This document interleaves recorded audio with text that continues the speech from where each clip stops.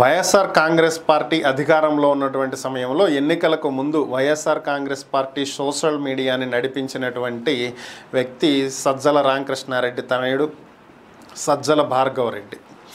అయితే వైఎస్ఆర్ కాంగ్రెస్ పార్టీ ఎన్నికలలో ఘోర పరాజయం తర్వాత దాదాపుగా ఆయన పేరు అసలు ఎక్కడ వినిపించట్లే. ఇప్పుడు ఒక సోషల్ మీడియానే కాదు, వైఎస్ఆర్ కాంగ్రెస్ పార్టీ నాయకులు కూడా ఆయన పేరు ఎత్తితేనే మండిపడుతున్నటువంటి పరిస్థితి.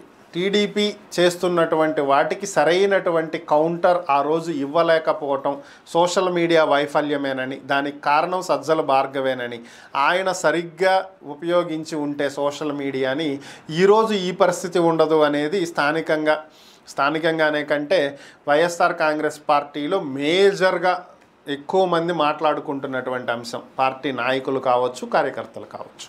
సో అందుకే గత కొద్ది కాలం నుంచి భార్గవరెడ్డిని మార్చి వేరొక వాళ్ళని పెట్టాలి అనేటువంటి వాదనలు కూడా వచ్చాయి. బట్ దాని మీద ఏమీ కూడా ముందడుగు పడినట్లయితే కనిపించలా. కానీ ఎన్నికల ఫలితాల అనంతరం సజ్జల భార్గవ్ కూడా దాదాపుగా ఎక్కడా కూడా కనిపించినటువంటి పరిస్థితి. ఆయనకు సంబంధించినటువంటి వార్తలు కానీ ఆయన మీడియా ముందుకు రావటం కానీ ఎక్కడ జరగల. సో ఇవన్నీ కట్ చేస్తే ప్రస్తుతం YSR Congress party social media విభాగానికి కొత్త బాస్ రాబోతున్నాడు అనేటువంటి వార్తలు అయితే వినిపిస్తున్నాయి. ఇవి అధికారికంగా ఇప్పటి వరకు ప్రకటించకపోయినప్పటికీ కూడా సూచనప్రాయంగా ఇండైరెక్ట్గా జగన్ ఇప్పటికే ఒక వ్యక్తిని పార్టీ శ్రేణులకు పరిచయం చేశారని, ఆ వ్యక్తే సోషల్ మీడియా ఇన్ఛార్జ్ బాధ్యతలు తీసుకోబోతున్నారు అనేటువంటి వార్తలు వినిపిస్తున్నాయి.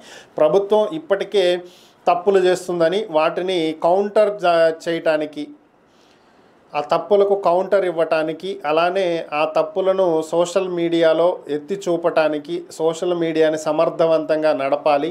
సో ప్రస్తుతం సోషల్ మీడియాని బలోపేతం చేసుకోవాలి కాబట్టి ఇమీడియట్గా సోషల్ మీడియా మీద ఫోకస్ పెంచాలి అని జగన్ భావిస్తున్నట్లుగా తెలుస్తుంది. దీనికి జగన్కి తమ్ముడి వరస అయ్యేటువంటి ఒక వ్యక్తిని తీసుకొచ్చి పెట్టబోతున్నారు. వచ్చేటువంటి ఒక వారం 2 వారాల్లో అధికారికంగా ఈ ప్రకటన రాబోతుంది అనేది ఒక సమాచారం. మరి ఏం జరుగుతుందో చూడాలి.